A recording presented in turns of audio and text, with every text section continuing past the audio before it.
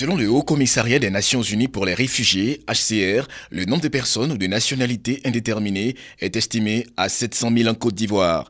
Situation due à plusieurs facteurs: histoire migratoire du pays, absence de moyens d'acquérir ou de prouver une nationalité, crise de 2002 et destruction des registres d'état civil. Ainsi, à Bouaké, les journalistes et correspondants de presse ont vu leur capacité renforcée sur la lutte contre les risques d'apatridie. Une initiative de la Direction d'aide et d'assistance aux réfugiés et apatrides en collaboration avec le HCR et l'Union des journalistes correspondants de presse de Côte d'Ivoire, UNAJI COPSI. Il s'agit de mieux outiller les hommes de médias pour une meilleure sensibilisation des populations. Nous avons vu que les journalistes correspondants avaient fort besoin de formation. Donc c'est à ce titre-là que nous avons engagé les recherches du partenariat et au cours de ces recherches, nous avons pu obtenir ce premier séminaire pour les journalistes correspondants. En 2 jours, les participants ont été formés sur les causes, les conséquences de l'apatridie en Côte d'Ivoire, sur l'état civil et les textes juridiques ivoiriens sur la nationalité. Il y a des personnes qui sont nées, ils ne sont pas allés à l'école, on n'a pas fait leurs papiers. Eux aussi se proclament nationaux. Mais qu'est-ce qui prouve qu'ils sont nationaux? Donc, le problème d'apatridie, c'est une réalité. Échanger avec les personnes qui sont autour de moi, parce que quand on reçoit une formation, c'est pour en retour pouvoir la partager. Nous disons à nos parents, quelle que soit la situation financière, tout ça, déclarer les enfants, même s'ils n'avaient pas de moyens, demander à quelqu'un pour pouvoir faire déclarer les enfants. Notons que toutes les 10 minutes, un enfant naît apatride dans le monde. Outre Bouaké, d'autres villes sont concernées par cette formation, dont Korogo.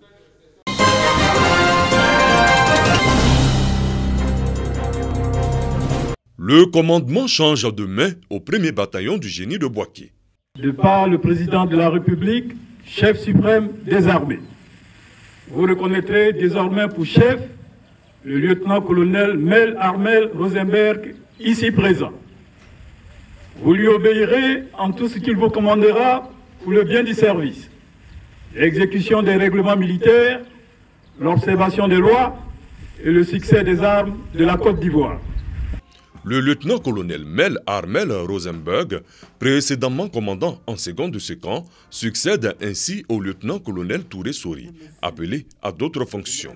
Le nouvel entrant entend perpétuer la tradition du génie militaire, souvent construit, parfois détruit, toujours servi. Le respect du règlement militaire demeure le fil conducteur qui doit guider toutes nos actions.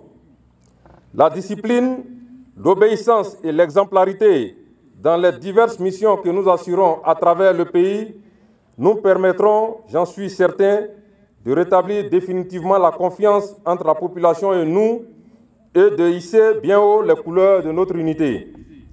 C'est depuis l'esplanade de la place d'armes du génie militaire que la haute hiérarchie militaire, les grands commandements de Bouaké et leurs invités ont pu apprécier un défilé militaire bouclant la cérémonie.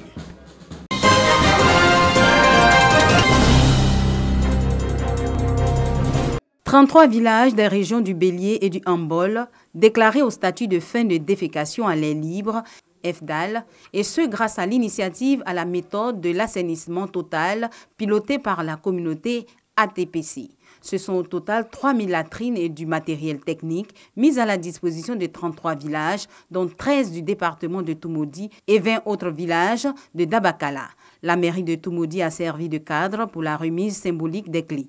L'initiative s'inscrit dans le cadre de la sensibilisation et de l'éducation pour le changement en vue de l'adoption des bonnes pratiques d'hygiène en milieu rural. La directrice de l'assainissement en milieu rural a exhorté les populations à garantir l'hygiène dans les villages pour leur santé. Au nom des récipiendaires, le secrétaire général de la préfecture de Toumoudi a remercié la structure donatrice pour sa contribution à l'amélioration du cadre de vie des populations locales. Environ 15 000 ménages sont bénéficiaires de ce projet.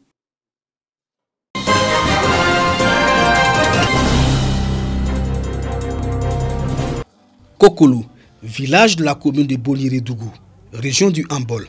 Kokolo a désormais son école primaire.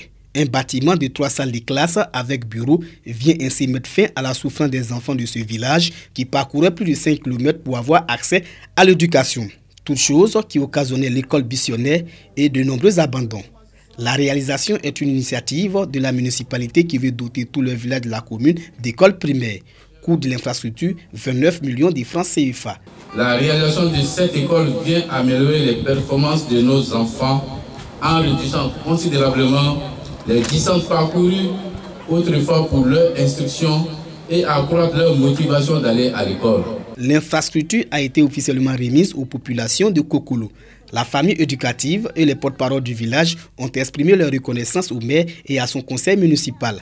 Le maire, Abou Diabaté, a indiqué que la construction de cette école vient soutenir la politique de l'école obligatoire, politique qui demande la scolarisation de tous les enfants en âge d'aller à l'école. Il a donc exhorté les parents à ne plus laisser les enfants à la maison pour les travaux champêtres. À cette occasion, une association agricole féminine regroupant 3 villages de la commune a été installée. Cette association s'est assignée pour mission de ravitailler les cantines scolaires en denrées alimentaires.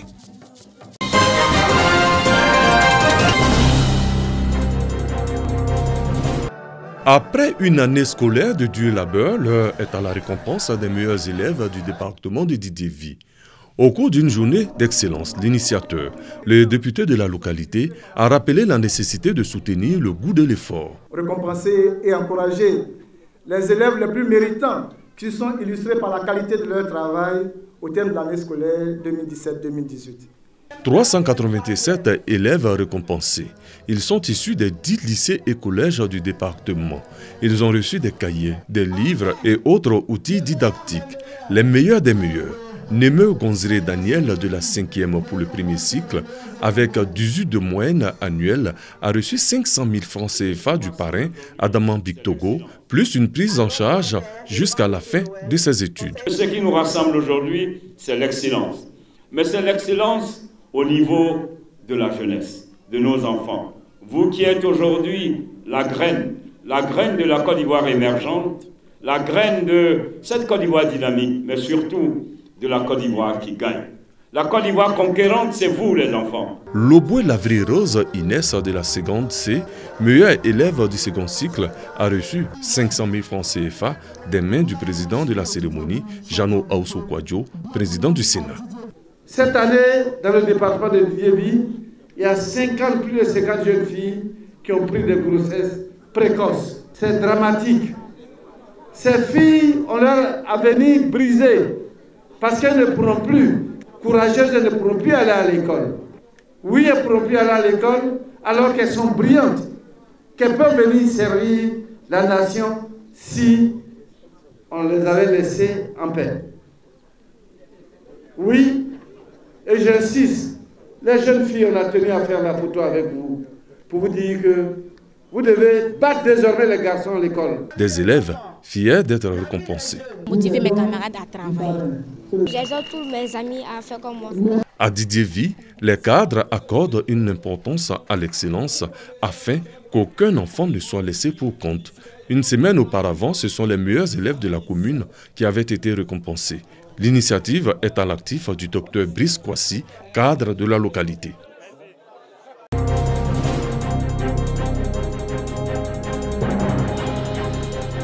Un vent violent a soufflé ce mardi 12 juin sur le village d'Aïrora, département du Tchassalé, au sud de la Côte d'Ivoire.